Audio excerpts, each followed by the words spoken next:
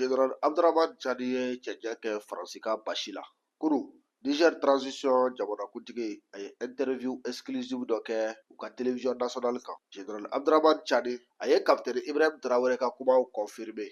A y'a yira k'a fɔ ko Faransi tɛ foyi la ni ka AES jamanaw déstabiliser tɛ. Général Abdurrahman Chani a ko a ka kuma kɔnɔ olu ye fɛn bɛɛ kɛ Niger pour que Faransi n'a bɛ bɔ a kana se ka bɔ Benin fɛ.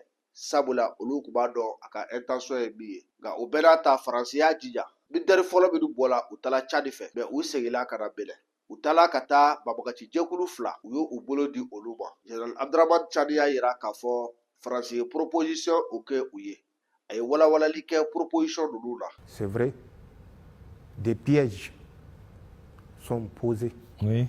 Nous le suivons régulièrement à travers beaucoup d'autres actes malveillants bas que nous nous serons qualifiés. Alors, vous parlez un peu de ces menaces de déstabilisation et d'agression contre notre pays, Monsieur le Président? Bien sûr, il s'agit de cela. D'accord. Mais nous avons une mémoire d'éléphant. Nous n'oublions pas le moindre mot.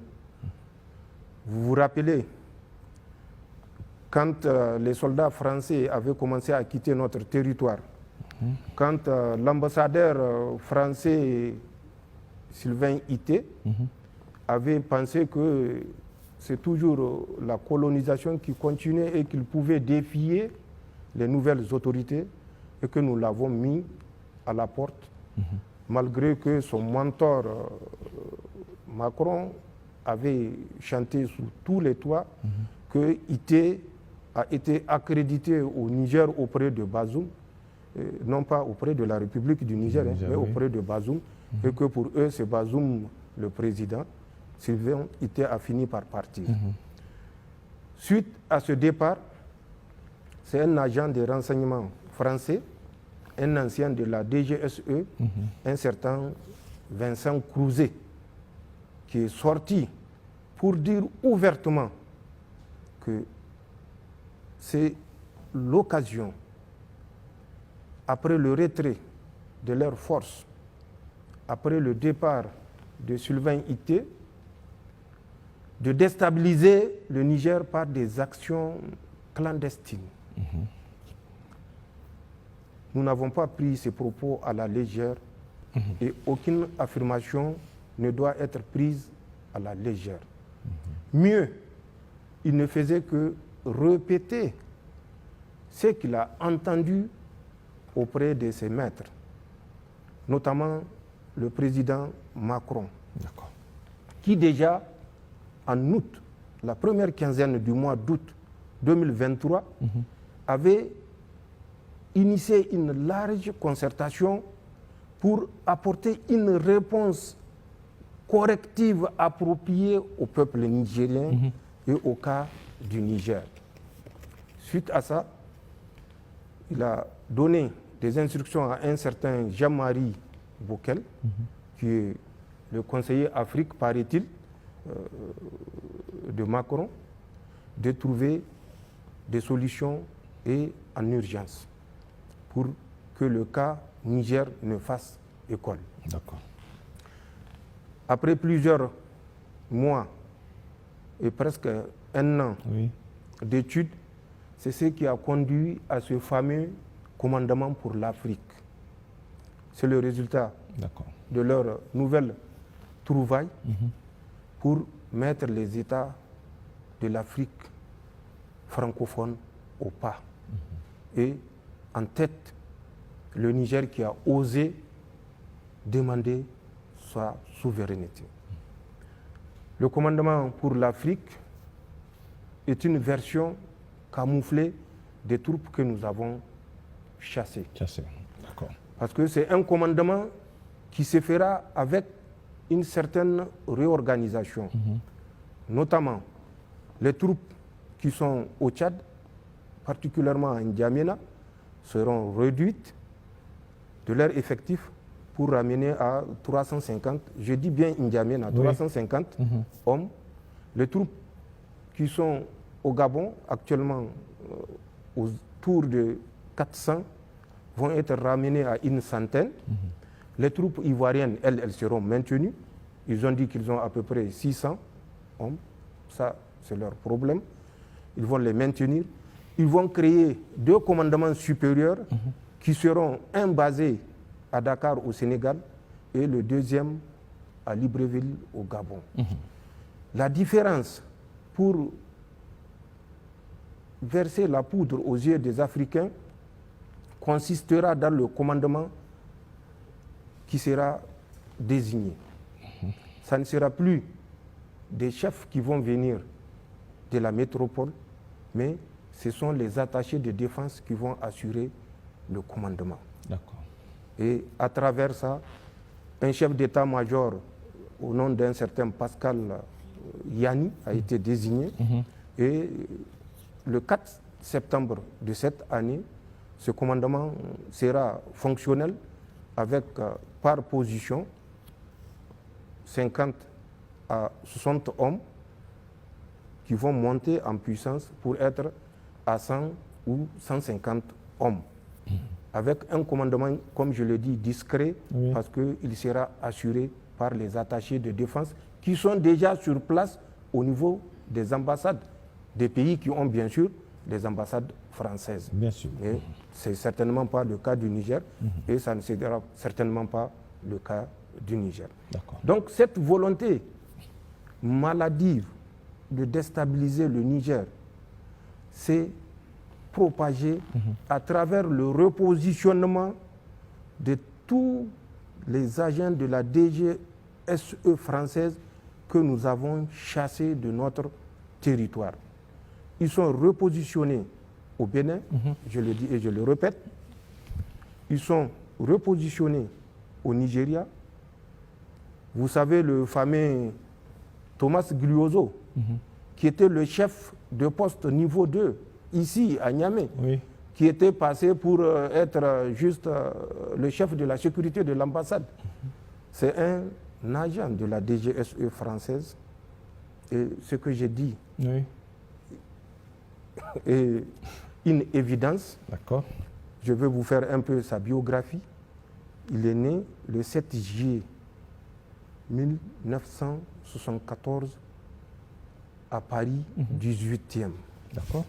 Il est titulaire d'un doctorat en droit, après avoir fait un diplôme d'études approfondies en droit comparé. Ce gars occupait le poste du chef de poste niveau 2 au Niger et il n'est pas le seul. D'autres que nous avons expulsés à partir de la base aérienne se sont retrouvés, comme je l'ai dit, au Bénin, au Nigeria. Le cas de Thomas, qui est vérifiable, il a rejoint le Nigeria en février de cette année. Il est présentement à Abuja avec des va-et-vient à Kaduna et Sokoto. Nous le suivons, nous le surveillons, ainsi que tous les autres fuyards qui sont tapis dans leur villa de Ministers Hills à Abuja. Nous les surveillons et qu'ils s'assurent que le dessein sombre qu'ils présagent pour le Niger retombera, Inch'Allah, sur eux. Cette volonté de déstabilisation est une certitude. Les Français, en désengageant du Niger, nous avons tout fait pour qu'ils ne sortent pas par le Bénin, parce que nous savons l'esprit mesquin, malveillant des Français. Nous avons exigé qu'ils sortent par le Tchad. D'accord. Qu'est-ce qu'ils nous ont fait? Les premiers à sortir ont pris rendez-vous avec des terroristes de Boko Haram et de SWAP, qui sont 2 factions rivales dans le lit du lac Tchad. Ça s'est passé du 25 au 26 octobre 2023. Ils ont proposé à ces terroristes de partir en guerre ouverte contre l'État nigérien, contre les nouvelles autorités nigériennes qui ont osé demander aux soldats français de quitter leur territoire. Ils ne se sont pas arrêtés là. Dieu est avec les justes. Oui. Boko Haram et ISWAP ne se sont pas entendus et Inch'Allah, ils ne s'entendront jamais. Ils ont reconduit la même manœuvre dans la nuit du 10 au 11 janvier 2024 où ils ont encore livré à travers 2 hélicoptères du matériel militaire aux terroristes de Boko Haram qui semblaient plus enclins à accepter les propositions des troupes françaises. D'accord. Ça s'est passé à Kouklewa, qui est une île dans le lac Tchad, à quelques 25 km à l'est, nord-est de Bosso. Plus tard encore, le 29 janvier, ils sont revenus, cette fois-ci à Boultungour. Boultungour, c'est une île qui est à une dizaine de kilomètres au nord-est de Bosso, où ils ont livré de l'armement neuf, flambant neuf, aux terroristes de Boko Haram. Et ils ont récupéré les anciennes AK-47 dont ces terroristes étaient dotés. Ils ont pris les dispositions pour effacer les numéros, pour qu'on ne puisse pas retracer l'origine de ces armes. C'est des actes comme ça que les Français ont posés et continuent à poser. Nous savons qu'ils ont des répondants tapis dans nos villes. À Niamey, ici même à Niamey? À Niamey, comme à Agadez, comme à Maradi, comme un peu partout. Mais qu'ils sachent que nous les surveillons. Et eux et leurs répondants, qu'ils se le tiennent pour dit, une fois pour toutes, nous les suivons. Et au moment opportun, nous agirons. Nous avons compris leur piège à travers certaines organisations non gouvernementales, à travers certaines compagnies de sécurité. Nous avons mis fin. Et comme en matière de nuisance, ils sont illimités en imagination, nous serons plus illimités en imagination que pour protéger notre pays.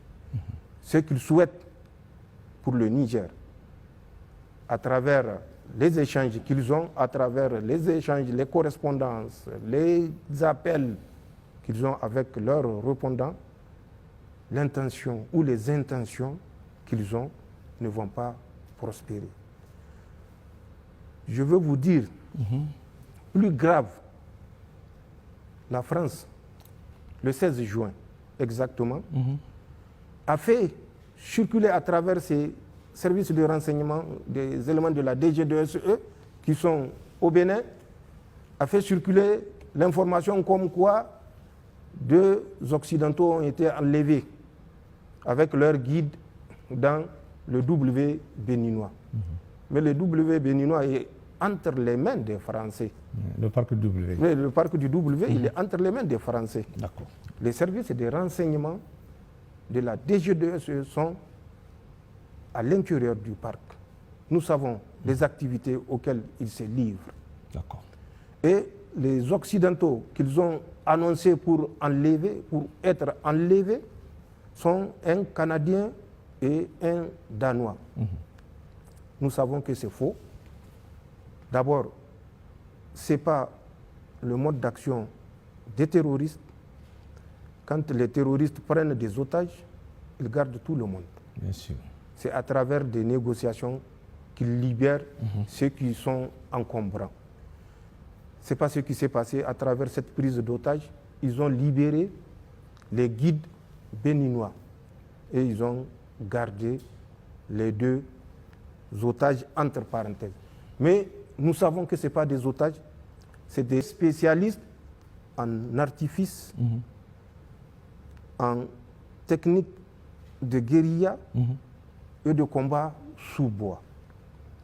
Ces gens ont été conduits dans la base de Fada où était l'émir Diaforou Diko, alias Émir Mahmoud. D'accord. Ils ont formé ces terroristes dans la pose des engins explosifs improvisés, dans les techniques de combat, de recherche, de renseignement. Après cette base, un certain Jules Habib et Sambo Doktoro étaient partis avec une Toyota Land Cruiser récupérer ces deux spécialistes pour les amener vers une autre position qui était entre le village de Boulel et Boulkassi. Pour ceux qui connaissent cette zone, c'est à l'intérieur du Burkina. Ces gens étaient jusqu'à la date du 15 juillet sur cette position. Ils continuent à entraîner les terroristes alors que les Français les ont fait passer pour être enlevés par des terroristes. Oui. Alors qui est le vrai terroriste? Ah oui. Donc, c'est pour vous donner une idée. Beaucoup d'autres C'est ça. actes dont nous avons des éléments. Bien sûr. Non seulement des éléments vocaux, mais des éléments écrits pour étayer ce que nous disons. La France est derrière ce terrorisme qui endeuille les familles nigériennes. D'accord. C'est une parenthèse. Et au moment opportun, nous sommes prêts à porter toutes les preuves de ce que nous disons actuellement. D'accord. Donc, cette volonté de déstabilisation, les Nigériens doivent le comprendre, est réelle. Il n'y a rien d'imaginaire. C'est une volonté et la France n'hésitera pas, à travers en tout cas les autorités actuelles, à passer à l'acte dès que les Nigériens auront baissé la garde. Nous ne baisserons pas la garde. D'accord. Le Niger sera debout, Inch'Allah. D'accord. Monsieur le Président, indépendamment de toute cette situation que vous venez d'écrire sur la déstabilisation de notre pays, pouvez-vous rassurer un peu de plus les plus sceptiques que le Niger est tenu et dans la bonne voie pour recouvrer pleinement sa souveraineté? Ça ne sert à rien de chercher à rassurer un sceptique. D'accord. Rassure le compatriote qui est convaincu de ce qu'il fait, qui est convaincu de ce que vous faites, qui est convaincu de votre engagement, qui est convaincu de votre sincérité à le conduire vers la prospérité. Les sceptiques, nous n'avons pas le temps pour les sceptiques. Quand ils se rendront à l'évidence qu'il n'y a plus d'autre alternative que d'être du côté du Niger, ils reviendront d'eux-mêmes dans les rangs, si Dieu accepte de les sauver. Car ça également, c'est une rahama d'Allah subhanahu wa ta'ala. Ramener quelqu'un à comprendre qu'il s'est trompé et qu'il revienne dans les rangs. C'est ce que je peux dire par rapport aux sceptiques. D'accord. Monsieur le Président, il y a un point sur lequel on va insister un peu. Quels sont les efforts en matière de justice sociale et de lutte contre la corruption et la vie chère? Je l'ai dit, les mesures sont prises et elles continueront à être prises, notamment la vie chère. Oui, la vie chère. La vie chère a un lien, en tout cas au Niger, avec ce que je viens de dire. Nous avons des éléments où les agents français avaient pris contact avec des opérateurs économiques. Nous avons des éléments audio, nous avons des éléments écrits où ils demandaient à ce dernier de faire disparaître toute leur quantité de vivres des magasins, de les disséminer dans des pays favorables. Quand je dis favorable, pas favorable au Niger, bien sûr. Et nous savons ces pays où ces quantités ont été disséminées. D'autres ont purement et simplement intercepté des bateaux chargés de vivres qu'ils avaient commandés pour les revendre, tout simplement pour créer la pénurie au Niger et pousser le peuple à dire c'est trop au Conseil national pour la sauvegarde de la patrie. Mais ils sont venus trop tard. Ouais. Le peuple a compris là où il va. Plus personne ne le détournera de l'objectif de souveraineté, d'indépendance et de liberté. Nous avons certainement, et ce n'est pas notre souhait, d'abuser de la confiance que le peuple a placée en Bien nous. sûr. Nous comprenons les souffrances du peuple parce que nous les avons vécues et nous les vivons avec le peuple. D'accord. Nous avons pris les dispositions pour mettre des sommes importantes à la disposition de l'OPVN pour acquérir sur le marché les céréales. Le ministre du Commerce, le ministre délégué aux Finances, le directeur général de l'OPVN ont fait 2 semaines de mission dans des pays amis afin de constituer des stocks qu'on mettra soit gratuitement, soit à prix modéré à la disposition des populations nigériennes. Nous avons agi également sur certaines taxes pour permettre aux commerçants, mais commerçants humains, de baisser le prix. Et vous l'avez vu, certains ont accepté de nous accompagner.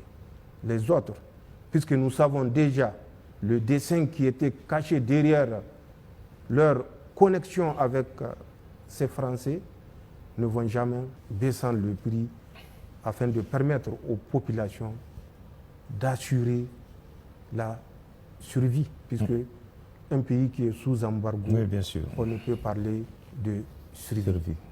N'eût été la grâce d'Allah subhanahu wa ta'ala, la compréhension de certains pays qui nous ont accompagnés, nous ne saurons pas dire où est-ce que nous serions. Nous en serons aujourd'hui. Certainement pas. D'accord. Donc, c'est des mesures que nous avons prises et toujours, je l'ai dit, j'en ai parlé, la grande irrigation, c'est peut-être pas immédiat, mais c'est une voie. Toujours dans le sens de rendre la vie moins chère. Nous avons fait ce que personne n'a fait depuis que le Niger est producteur de pétrole, baisser le prix. Certains disent c'est 41 francs, d'autres disent c'est juste 50 francs. Mais nous, au moins nous avons eu la conscience de baisser. Ce que les populations attendaient depuis très longtemps. Depuis 12 ans, certains, rappelez-vous, en 2022, ont plutôt augmenté de 100 francs le prix du litre de gasoil au lieu de réduire et d'alléger les souffrances. Donc, même si c'est 1 franc que nous avions décidé de réduire sur le prix du litre, c'est une réduction. Nous n'avons pas augmenté 1 franc. Nous avons déduit 1 franc. Et nous avons fait mieux, c'est 41 et 50 francs que nous avons déduit de prix des litres, soit c'est l'essence ou le gasoil. Voilà ce que nous avons fait, sans être exhaustif, pour répondre à cette question de vie chère et des difficultés auxquelles chaque foyer nigérien est confronté. D'accord. Monsieur le Président, après la prise de pouvoir par l'armée le 26 juin 2023, plusieurs de nos partenaires politiques, financiers et techniques ont suspendu leur coopération avec le Niger. Mais depuis lors, les Nigériens observent tous les efforts diplomatiques que le CNSP et son gouvernement sont en train de déployer pour une reprise de la coopération avec ses partenaires. L'on peut dire qu'il y a aujourd'hui une reprise totale de la coopération avec nos partenaires. Qu'en est-il exactement? Depuis le 26 juillet, le CNSP a tiré les leçons de ce qui s'est passé à compter du 30 juillet, où la CEDEAO, sous l'injonction d'Emmanuel Macron, je ne dirais pas de la France, Oui. mais d'Emmanuel Macron, D'accord. la CEDEAO a décidé de nous mettre sous embargo sauvage, je le répète, irresponsable, unique. Nous avons tiré les leçons puisque beaucoup de partenaires, sous le couvert de la démocratie, la grande démocratie, qui punit 27 millions de Nigériens pour un seul Individu. Nigérien, entre parenthèses. Oui, bien sûr. D'accord. Cette communauté qui nous a abandonnés, comme l'avait dit, si bien dit, Choguel Maïga, Oui, le premier Somalien. en plein vol. D'accord. Ces différents partenaires, nous leur disons toujours, chaque fois que nous avons l'opportunité d'échanger, que nous tournons la page, mais nous n'arrachons pas la page. Nous avons appris de leur comportement. Nous avons créé les ressources endogènes pour nous permettre d'être debout 365 jours. Oui. C'est un départ et le Niger n'est pas prêt de retourner sur la position avant le 26 juillet 2023. D'accord. Que ceux qui veulent nous accompagner, nous accompagnent, mais avec nos conditions, parce que c'est nous qui savons où nous avons besoin d'être accompagnés dans quel domaine, et que c'est dans ces domaines que nous devons être accompagnés. Mais la priorité des priorités reste dans la capacité de résilience du peuple nigérien, dans la capacité de mobilisation des ressources internes malgré l'adversité.